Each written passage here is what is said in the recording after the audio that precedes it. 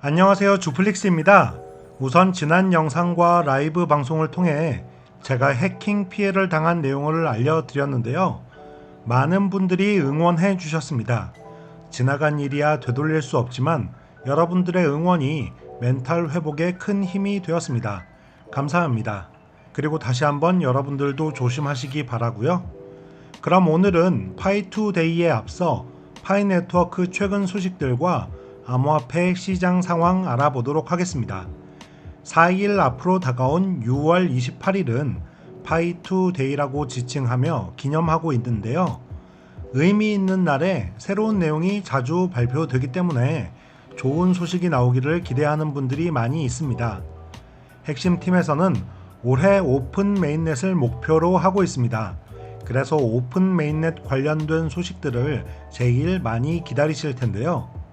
오픈 메인넷의 시작을 위해서는 일정량 이상의 KYC 인증과 마이그레이션, 생태계 앱이 완성되어야 한다는 과제가 있었죠. 그 중에 마이그레이션은 멈추는 날이 아직도 자주 있지만 하루에 처리한 양은 늘어나 있는 상태입니다. 이제 중요한 것은 늘어난 처리량으로 꾸준히 마이그레이션 하는 것일 텐데요. 그 시점이 언제가 될지에 따라 오픈 메인넷을 위한 마이그레이션 목표치를 채우는 것이 빨라질 것입니다. 이번 파이2데이에 중점적으로 확인해 보아야 할 것이 이런 소식들이 나오는가에 대한 것이겠습니다. 매달 변경되는 기본 채굴 속도도 최근 들어 계속 급격하게 감소해 가고 있었는데요. 이것에 대해 생각해 보면 지금까지 채굴을 쭉 해오셨던 분들은 초기 참여자로서 더 빠르게 더 많은 파이코인을 쉽게 채굴하셨다는 의미가 될 것입니다.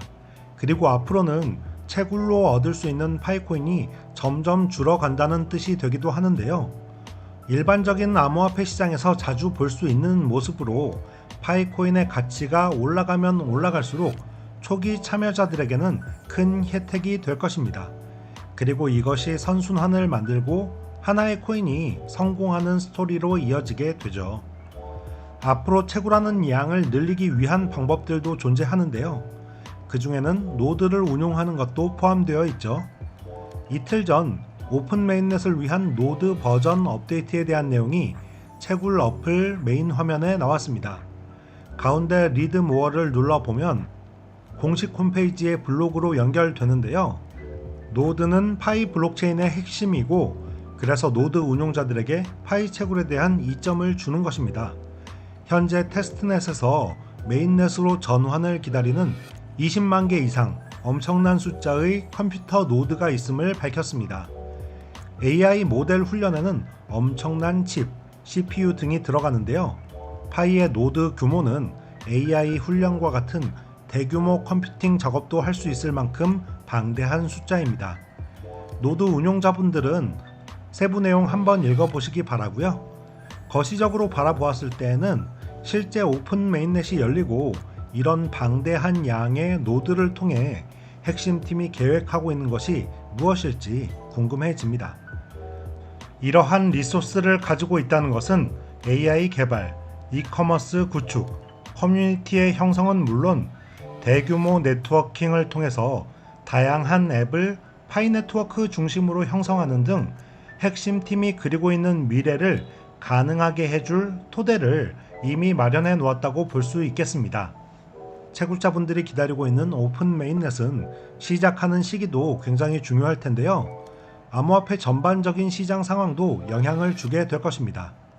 최근 들어 비트코인을 비롯한 암호화폐 시장은 좋지 않은 국면에 접어들었습니다. 지난 3월 일찌감치 1억 원을 넘기며 신고점을 기록했던 비트코인은 이후 4개월째 73,000달러 재돌파를 시도하며 횡보를 이어갔지만 번번이 막히고 있었습니다. 이번에 부정적인 시그널로 뜬 것은 일봉으로 보았을 때 6월 3일부터 2주 넘게 계속 하락하고 있는데요. 가장 큰 원인으로는 채굴업자의 비트코인 매도와 비트코인 현물 ETF에서 자금 이탈이 이어졌기 때문이겠습니다. 비트코인이 불장을 이어갈 때 조정을 받더라도 120일 이평선 위에서 움직였습니다. 하지만 이번에 안 좋은 시그널은 화면에 녹색으로 표시된 120일 이동 평균선을 깨고 내려오며 모든 지표가 데드크로스를 향해 가고 있다는 것입니다. 고점 대비 10%, 20% 하락은 상승장에서도 늘 있어 왔고 크게 위협적이지 않는 내용으로 충분히 예상 가능했던 상황이었는데요.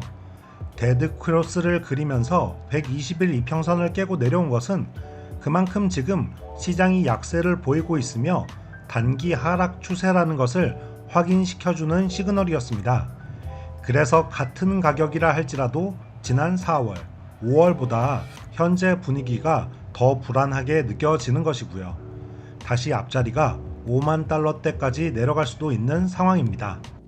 물론 반감기 이후 하락하다가 수개월에서 1년 뒤에는 역사적으로 비트코인 상승장이었던 점, 많이 늦어졌지만 곧 다가오게 될 금리 인하 이벤트, 미국 대선 이벤트를 통해 시장에는 돈이 풀리고 자산 시장으로 흘러들어 장기적으로 보았을 때 암호화폐 시장도 올해 말 내년 초 정도에는 상승장이라고 예상하고 있다는 것에 변함이 없습니다만 현재 단기적으로는 하락세에 들어간 안 좋은 모습을 보여주고 있습니다.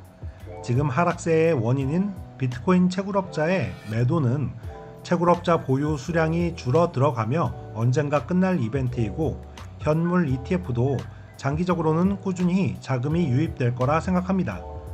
이제 2024년의 절반을 지나 보내게 되는데요. 하반기에는 비트코인 현물 ETF에 기관, 기업, 국가 단위 자금도 많이 들어와서 비트코인 가격이 우상향을 그리고 자산 시장은 물론 암호화폐 전반적인 분위기도 좋아지면서 그 시황에 맞추어 파이코인도 누구나 인정할 수 있는 긍정적인 결과물이 나와주기를 기대하고 있습니다.